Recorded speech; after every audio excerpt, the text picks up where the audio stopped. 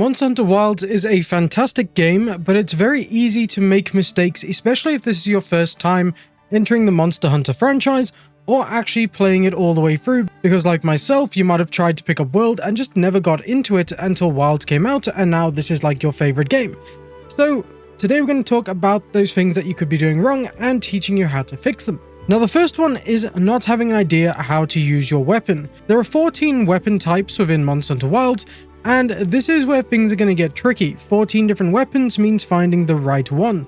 And at the start of the game, they give you a bit of a quiz and they try to help you find the correct weapon for your playstyle. However, that might not always be the best thing to do. The best way to actually get used to your weapon and find the right one is by actually testing every weapon. I know it sounds like a bit of a hassle, especially with there being 14 weapons, but honestly, trying each one out is going to be the best way to find which weapon works for you, and it also means you can learn that weapon into more depth. I also saw on YouTube there are a lot of different weapon guides, and some of them are 40 minutes long, and if you're like me, I get very bored trying to even learn a single thing from those videos. I find the long ones just a little bit too over the top and go into too much detail that I can't even remember what the first button was that they pressed in the video. So, I try to find those shorter videos around the 10-minute marks. I even make those myself on the channel because they just help me out, especially when I want a bit of basic information on the weapons. And the best way to really go about it is to pick up a weapon and just go on a hunt. Just give the weapon a go. It doesn't matter if you know how to use the weapon or not. Just learn how to use the basic controls of the weapon, then go and watch a short 10-minute video and learn the basics and a few more other details about the weapon, and then just go into hunts. The more you use the weapon, the more familiar you're going to be with it. It's literally the best way to learn the weapon and see if you actually like it.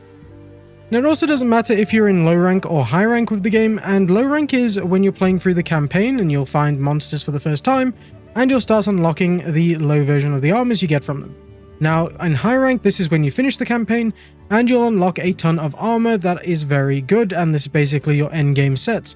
Now, again, it doesn't matter if you're in low rank or high rank for this tip, but you really want to be making sure you're using the right armor for your weapons. For example, I was playing through the campaign and endgame with the bow, and the bow is a very stamina-heavy weapon. You've got to manage your stamina, because every time you shoot an arrow, you're basically using stamina. Every time you dodge, you're using stamina.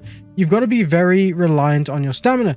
So with this, there are a bunch of armors that I had to focus when going through the campaign in low rank, and also when it comes to high rank. Now, if you look closely, you'll see that each piece of armor will give you a different skill. For example, here we have the bone helmet, and we can see that the equipment skill is Marathon Runner. Realistically, what you should do is just take some time to read the skills of the armor you've unlocked. You don't need to go out of your way to farm gear if you're in low rank, but high rank you will, because this is where you're doing your builds. Now again, you want to make sure you're using those complementary skills that are going to complement your build and help you get through the game. For example, here we have the Balahara Mail, and as you can see here, we have a skill called Quick Sheath, and this will increase the sheathing speed you're using. This is obviously not complementary for the bow, but it is for weapons like the Greatsword and other big weapons that you need to sheath in and out. Something like the Longsword especially would also get some benefits from this. For the bow, for an example, we also have the skill called Constitution, which will reduce the fixed stamina depletion by 10% if any other users out there are using the bow or dual blades. This is a very good example of a skill you would want. So the best way to do is literally just take some time to read the skills that come with the different armor pieces, because once you understand which skills will actually benefit you the most, you'll then be able to go into high rank and endgame very easily without even having to look up meta builds to get the most out of the game. Now, the third mistake I see people doing is actually not making use of the item loadout system.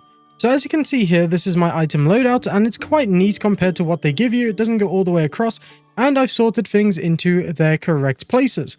So as you can see here, if we press to manage loadouts, you can see I've created some very basic loadouts that are pretty good. We've got one for just killing monsters, and we've got one for capturing monsters, and they have a bunch of items that will be beneficial. So we have our Mega Potions, which is a great way to heal, so you'd want Mega Potions in your loadout. We have Max Potions, which is great for healing you fully, and also maximizing your health, which is awesome. We have Life Powder, which is fantastic too, because this will heal you and your allies. So if you're playing with the AI, or if you're playing with other people, this will be a great benefit. We then have Cleansers to help remove frost or webbing, because there's some monsters that will do that. We have antidotes for curing poison, because there's a lot of monsters that do poison you. The Rathian is one of the worst ones, and there's currently an event in the game for some cosmetics, So taking some antidotes to help fight the Raffian is going to be brilliant. The Nullberries are fantastic for curing blight, and these will basically just be elemental effects on you, like if you're burning and stuff, so Nullberries are fantastic for that. We then have our Flash Pods and Screamer Pods to help us create some windows for damage and just stun the monster as well. Flash Pods are fantastic for this. Certain monsters are not affected by Screamer Pods, so you don't always need this. We then have large Dung Pods to affect multiple monsters and scatter groups, but you can also just take a normal Dung Pod to just scatter 1 or 2 monsters. And then of course, because we like to actually capture the monsters, I like to take a lot of traps. So I always take a Pitfall Trap and a Shock Trap, and 8 Tranquilizer Bombs. If you are playing in multiplayer, then you should be taking these anyway, because you don't want to be kind of relying on everyone else to do the work. You can do it too. It's not that awful to keep a supply of traps and Tranq Bombs on you to help with capturing the monsters. And then we have rations to get our stamina back if our character's hungry. And we have the hot and cool drink too, which is not always necessary, and I'll talk about that shortly. But you should really take the time to actually put together a loadout. Also, two other items I almost forgot to mention there is the Power Charm and the Armor Charm. The Power Charm will give you a buff for attack just for having this in your loadout, and Armor Charm will give you defense just for having it in your loadout as well. So there are a ton of very cool items. I actually go into more detail about the item loadout in an item loadout video. It's one of the most popular ones on the channel, so feel free to go and check that out. There's a ton of info in there that you should definitely pick up, especially about attack boosts and defense boosts, and a ton of very cool things that you're going to learn from. Now, one thing I've noticed a lot of new players as well, you don't really know what you're doing, and this is my first full Monster Hunter title where I've played through the whole campaign and I've been grinding the end game, and I'm in a very happy place waiting for title update 1 now. And it can be very, very confusing for new players coming into the game because you're not sure what you should do. You've got a campaign and a story going on around you, and you're opening up parts of the world. You're unlocking all these different weapons and armor as well from Gemma, and you don't really know what to focus. But realistically, as a new player, you should just be focusing on the story. Once you get to high rank, this is when you finish the story, the entire world opens up. There are harder monsters, there's new armor to hunt down, and literally high rank armor is kind of similar to low rank armor but has better stats, and you can easily use any piece of high rank armor for transmog, so you don't really want to be farming that low rank armor for cosmetics because you cannot use it as actual cosmetic purposes. You'll get layered armor, which is what the transmog is called in this game, and every time you craft a piece of high rank gear, you automatically get the layered armor version of that. So realistically, you should only be getting pieces of gear for low rank that you're going to need just for your build as you progress through the story, and that's what your main goal is. Once you've finally actually beaten the story for the game and you've entered high rank, you'll also have a few more story chapters to go through with high rank, but you'll also need to be leveling up your hunter rank as well. And some of the fastest ways to level up your hunter rank to unlock more story and unlock more items and quests is to actually go and do hunts. If you'll get some XP for your hunter rank, which is excellent, but you'll also have a bunch of optional side quests. And these quests can give you all sorts of things like Palico upgrades, new gear. This is where you get the armor charm and the power charm, which we just spoke about with the loadouts. So you really want to be doing every optional side quest that you can, because some even introduce fishing, for example, and all sorts of very cool features. So you want to be doing this as much as possible, and that's going to be your next goal once you've entered high rank and you've finished the campaign. Once you've then done all of your optional quests and you've done all of the story, this is where you're going to be optimizing your builds for the full view of endgame. This is where your endgame starts, and you're going to be optimizing your builds with the best gear you can find, the best weapons you can find, trying to unlock one of every elemental weapon to help you with your hunt. You're going to be farming down decorations, fighting Tempered Arkveld and Gormagala in the endgame at rank 7 and 8 and stuff. You're going to be doing a lot of that for your build and decorations. You can even then start to farm level 8 Artian weapons, which are very cool weapons. These are weapons that you use to form from different parts. They're actually some of the best weapons in the game. A majority of all 14 weapon types, their best weapons are mostly Artians, which is pretty cool, so you'll be actually getting used to farming Artian weapons quite a lot. Now, I do want to make sure that you are aware that you do get Rarity 6, Rarity 7, and Rarity 8 Artian weapons, so you'll start farming pieces up from these from early Tempered monsters once you've actually unlocked Tempered. Now, what you don't want to do is actually start farming the tier 6 and 7 Artian weapons at all. It's complete waste because they're outshined by Rarity 8 monster weapons, and then of course the Rarity 8 Artian weapons. You'll literally start getting those Rarity 8 Artian weapons very quickly in the game. You can identify these with the red symbol for the weapon parts from the monster drops, And honestly, you're best off just grinding RTN Rarity 8 and pretending like 6 and 7 don't exist. I really don't know why they've even bothered putting Rarity 6 and 7 RTN weapons in the game, because realistically, you should be ignoring them. Now, another mistake I see other people doing is not actually eating before going on a hunt. In this game, you have meal effects, and this will give you extra health, stamina, and attack, defense, or whatever else you've picked. So if we go into grill a meal, for example, and we go to custom meal, you'll see here that we have rations and we have meat, fish, and veggies. If we want to pick meat, for example, this would give us +2 attack. Then if we have additional ingredients, there's a ton of very cool buffs that you can take. Now, if you are just cooking basically, you can just cook with your rations only, and you don't have to worry about additional ingredients and finishing touches. For a lot of veteran players, the game isn't that difficult to the point where you're going to need additional ingredients, but if you're a new player, you'd want to use additional ingredients, and that's because of the special effects some of these items give you. For example, Kunafa cheese is great because it gives you Defender meal, and that there will basically stop you from taking as much damage when you get hit. It's very nice, it's just random when you take less damage, but at least you're taking less damage. Rule Shroom, for example, and Deli Shroom, this will give you the Black Belt meal skill, and this will reduce your stamina depletion when you're performing stamina draining moves, such as evading and stuff. The bow and the dual blades is very beneficial with the Drool Shroom in your meals, so if you are using stamina heavy weapons, then you kind of want to be eating some Drool Shrooms or some Deli Shrooms for that. Your Mud Shrimp gives you the Tumbler meal, which will then extend the invulnerability period when evading. So when you're evading, you're just basically going to have a bit more time to be invulnerable from attacks, which is cool. The Fluffy Eggs and Airy Eggs gives you Caprice meal, and this will give you a random attack boost as well. So if you're looking to deal more damage, then you want to be eating any sort of egg, which is awesome. The Silled Garlic is actually one of the most broken items in the game, especially when it comes to meals, because if you look here, you get a skill called Moxie Meal, and this will prevent you from fainting 1 time. The low version will just prevent you from fainting 1 time, but the high version will actually heal you as well, which is pretty awesome. We then have Finishing Touches, and this will also give you a few other skills. Some of them are pretty good, like Sizzling Meal. This will negate the effects of hot or cold climate, so basically you don't need to carry hot or cool drinks around with you if you've been eating Monster Chili, which is awesome. Truffle Do Conga, for example, will actually increase the number of resources you get every time you go and gather bones and other gatherable items, which is very good for gathering, so make sure you remember Truffle Do Conga for that. There's all sorts of very cool skills that you can do from cooking. But it's not just that. If you actually put an additional ingredient in, your effects duration will be by 20 minutes. So you'll have 50 minutes for all of these skills and meal effects to take place. So you won't actually have to eat for a good couple of hunts if you're decent at the game. If a hunt takes you about 10 minutes per hunt, you could probably get about 4 to 5 hunts out of a full meal. But you want to be making sure that you have some meal effects active on your character before you go on every hunt. You really do not want to be going into a hunt with like half HP and getting one shot in those later high rank levels. Now, another thing I've seen people doing in this game is struggling on their own. You don't need to. You might not have friends to play with, and if you do have friends to play with, you should be probably partying up with them because it's a lot of fun. To do that, you can just go into your menu and create yourself a link party. From there, you'll invite your friends to the link party and everyone will be able to join each other as you go into missions. It's a very nice way to play with your friends, but if you don't have any friends, that's totally fine. You can just open up your radials and you can use these SOS flares, and these will pop on missions and let you call in AI to help you, and then when other players are looking to help other players as well, they can accept that SOS flare and replace the AI and join you in your missions. I actually really love playing multiplayer in this game. It's a lot of fun. Even just with random people, it's still a blast. It's very rare that you'll have a negative experience with multiplayer. But yeah, it's really helpful, especially if you're farming some of those higher level monsters, things like Tempered Arkveld. It's going to be a lot easier in multiplayer.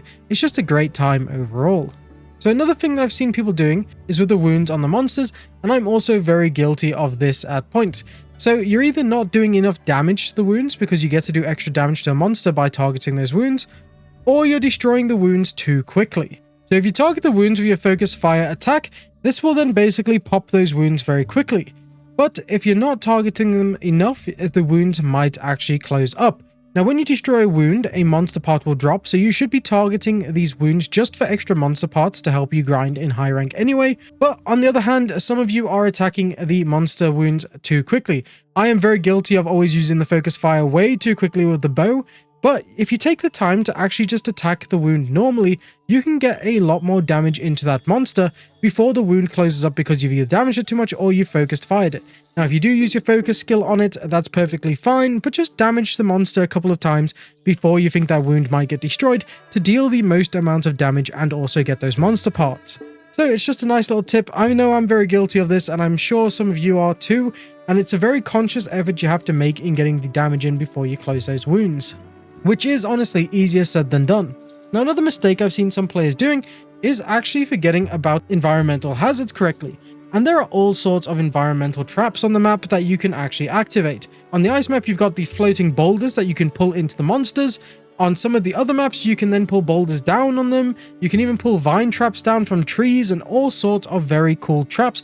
So you really want to be scanning the environment around you and looking for these traps that you can use against the monsters. I absolutely love flinging rocks at Gormagala's face, and it's just so satisfying, especially with how hard Gormagala can hit during that fight.